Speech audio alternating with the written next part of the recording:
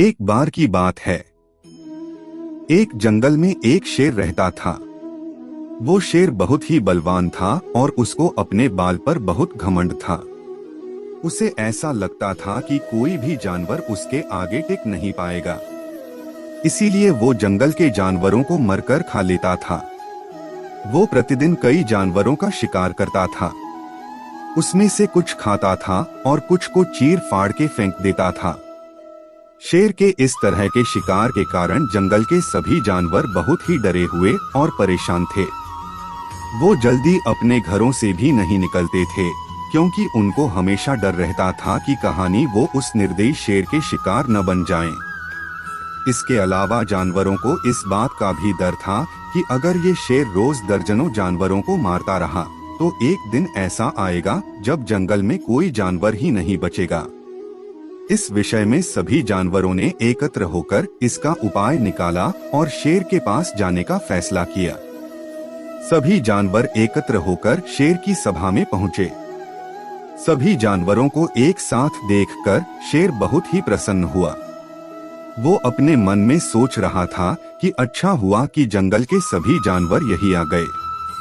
आज मुझे भोजन के लिए कहीं जाना नहीं पड़ेगा। जानवरों को देखकर शेर ने एक तेज की दहाड़ लगाई। ऐसा लग रहा था कि वह किसी का शिकार करने वाला हो। सभी जानवरों ने जंगल के राजा उस निर्दयी शेर से निवेदन करते हुए कहा, हम सभी जानते हैं कि आप हमें कभी भी मार कर खा सकते हैं। आप हमारे राजा हैं और हम आपकी प्रजा है। अगर आप ऐसे ही जानवरों को मरते रहे तो एक दिन ऐसा आएगा कि जंगल में एक भी जानवर नहीं बचेगा। फिर आप हम सभी जानवरों ने मिलकर एक उपाय सोचा है। हम चाहते हैं कि आप भी जीवित रहे और हम भी। इसके लिए आपको रोजाना बिना किसी कष्ट के भोजन मिल जाएगा। इससे आपको प्रतिदिन भोजन भी मिलता रहेगा और हम जानवरों को कुछ और पल जीने का मौका भी मिल जाएगा। जानवरों की बात सुनने के बाद शेर गुर्राकर बोला, तुम लोग क्या चाहते हो? तो जानवरों ने निवेदन करते हुए कहा, सरकार हम बस यही चाहते हैं कि आप अंधाधुंध शिकार करना छोड़ दें। आप केवल अपनी गुफा में आराम से बैठे रहे। प्रतिदिन हम में से एक जानवर आपके पास आ जाया करेगा, जिससे आपको बिना कुछ किए ही भोजन मिलता रहेगा। इस तरह से हम जानवर व्यर्थ में मारे जाने से बच जाएंगे। शेर को जानवरों की ये बात पसंद आ गई।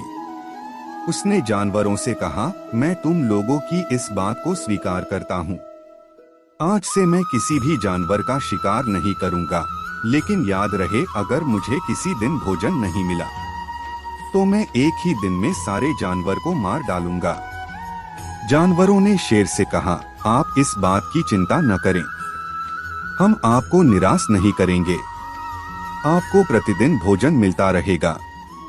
इसके बाद हर रोज जानवरों में से कोई जानवर शेर के पास आता और शेर उसे खाकर अपनी भूख शांत कर लेता। ऐसा करते हुए धीरे धीरे कई महीने बीत गए। जंगल में एक खरगोश भी रहता था।